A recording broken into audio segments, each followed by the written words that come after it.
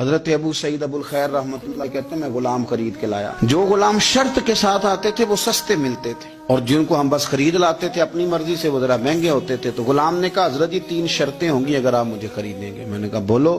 کہنے لگا پہلی شرط یہ ہے کہ میں سارا وقت آپ کی بات مانوں گا، پر اذان ہوگی تو پھر میں کسی کی بھی نہیں سنوں گا، پھر میں جانوں میرا رب جانے. میں نے کہا قبول ہے. کہنے لگا دوسری شرط یہ ہے کہ دن کے وقت بات مانوں گا، رات کو نہیں مانوں گا. میں نے کہا یہ آرام کرنے کا عادی ہوگا، نیند زیادہ آتی ہوگی، بعض لوگ زیادہ سوتے ہیں. میں نے کہا ٹھیک ہے. اس نے تیسری شرط یہ کہی کہ بہت سارے جگہوں پہ لوگوں کے زیادہ غلام ہوتے ہیں تو ایک کمرے میں 5-5 600 لوگ رہتے ہیں. میں کمرہ علیحدہ لوں گا اکیلا، ٹوٹا پھوٹا دے دیں، پرانا دے دیں، کسی حویلی کے پچھواڑے دے دیں، پر کمرہ میں الگ لوں گا.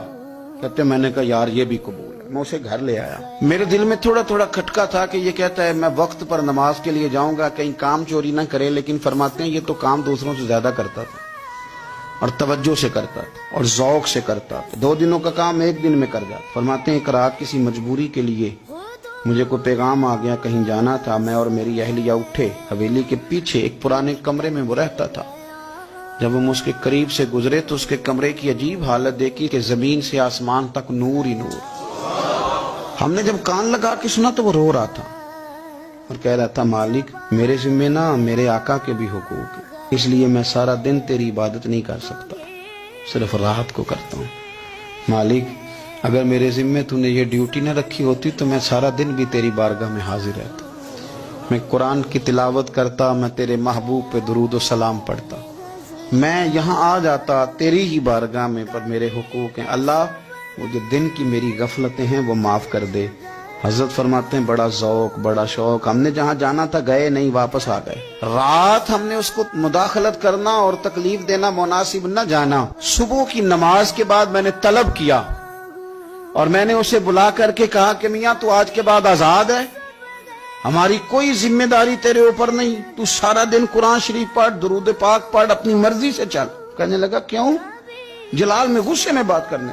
کیا مطلب ہے آپ کا؟ میں محنت کروں گا، کام کروں گا، یہ آپ کیا کہہ رہے ہیں؟ تو فرماتے ہیں میں نے اس سے کہا کہ رات نہ ہم نے تیرا منظر دیکھ لیا، تیری دعائیں تیری التجائیں، رب کے ساتھ تیرے رشتہ ہم مطلع ہو گئے. کہتے ہیں ہم نے یہ کہا تو اس نے آسمان کی طرف دیکھا، پھر نظر جھکائی. کہنے لگا مالک تو نے تو راز ہی کھول دیا. یہاں لوگوں کی جعلی کرامت مشہور ہوتا ہے تو وہ کمائی نہیں کرنی شروع کر دیتے، تویز دھاگے کی دکان نہیں چل جاتی. اللہ تو نے راز ہی کھول دیا. میں تو سراپا مخزن راز تھا، میں رہا تھا مدت و راز میں، یہ تو تیرا شوق کے دید کشاں کشاں مجھے کھینچ لایا مجاز میں. تو نے یہ کیا عجب کیا، مجھ کو بھی فاش کر دیا. میں ہی تو ایک راز تھا سینہ کائنات میں، مالک میرا بھی راز کھول دیا. اور پھر کہنے لگا اللہ یوں نہ کر، تیرے میرے پردے ہیں، ان پردوں کو نہ کھول. یہ لفظ کہے زمین پہ لیٹا، کلمہ پڑا اور روح ہی پرواز کر گئی. عرش فرشتے بانگا ملیاں، مکے پہ گئے شور. بلے شاہ ایسا نہیں مرنا، اے تے مر گیا ہی کوئی ہور، ایسا نہیں مرنا تے مر گیا ہی کوئی ہور.